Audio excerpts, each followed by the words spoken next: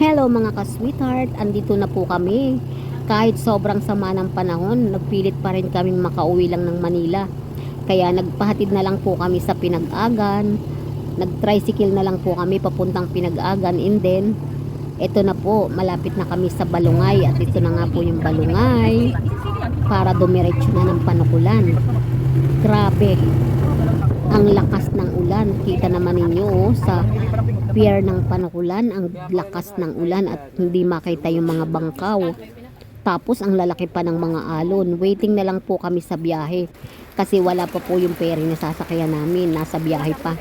So waiting po, kahit ang lakas ng ulan, paulanan na kami. Makarating lang talaga kami ng Maynila dahil kami uwi na talaga. Kahit po may kasabay kaming kalabaw, okay lang, sumakay na kami para lang talaga makarating kami ng Manila. Ayan po, 3 kalabaw ang kasabay namin mga ka-sweetheart, nakakatakot. At yung isang kalabaw na dumi pa hanggang pinapababa. Ay nako, take note, ngayon ko lang talaga to na experience sa tanang buhay ko na may kasamang kalabaw sa biyahe. Ayan po mga ka-sweetheart, at yun na nga po, pinabababa na yung mga kalabaw. Heto kami ngayon, nakasakay sa ferry at malapit na kaming bumaba.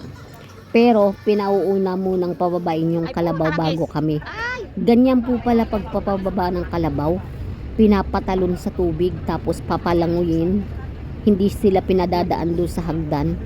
Ayan tingnan naman ninyo mga ka-sweetheart. So itutulak po siya ng mga tauhan ng ferry para bumaba doon sa bangkawan. Ayan jump siya dyan. Ayan kawawa naman. So ayan po, yun namang isa kasi nahulog na yung isa. Ito namang isang ihuhulog. Ayan matigas pa yung ulo, lumalaban pa talaga siya sa tao. Ayaw niya talaga, tinitigasan niya yung tuhod niya para hindi siya malaglag. Natatakot kasi sobrang lamig ng tubig. Ay, ayaw talaga Oh my gosh, nadudulas pa yung mga tao sa sobrang bigat ng kalabaw. Ayan tingnan naman ninyo, mas malakas pa siya sa tao mga ka-sweetheart.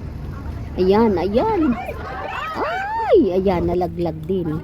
At ayan na nga po mga ka-sweetheart, babaan na yung mga tao dahil andito na po kami sa pier, pero ang lakas pa rin ng ulan. Walang hinto ang ulan. Ayan po, andito na kami ngayon sa bus. Sa aircon kami kasi masyadong nasusuka ako pag sa ordinary, kaya aircon po yung pinili namin. Andito na po kami ngayon sa terminal, biyaheng Manila. Now, andito na po kami ngayon sa Laguna. Ayan. Nasa Laguna na kami, malapit na talaga sa Manila. Nakakamis umuwi ng probinsya mga ka-sweetheart. Lalo na iniwanan na namin doon yung nanay namin kasi nailibing na po si tatay. Paalam tatay. Nandito na ulit kami sa Maynila. Salamat sa pag-guide mo sa amin na makauwi ng ligtas. Ayan po, Laguna na yan. Ngayon, heavy traffic na, Manila na. Nandito na kami ngayon sa Manila. Salamat sa Lord at nakarating kami ng ligtas. Thank you so much for watching.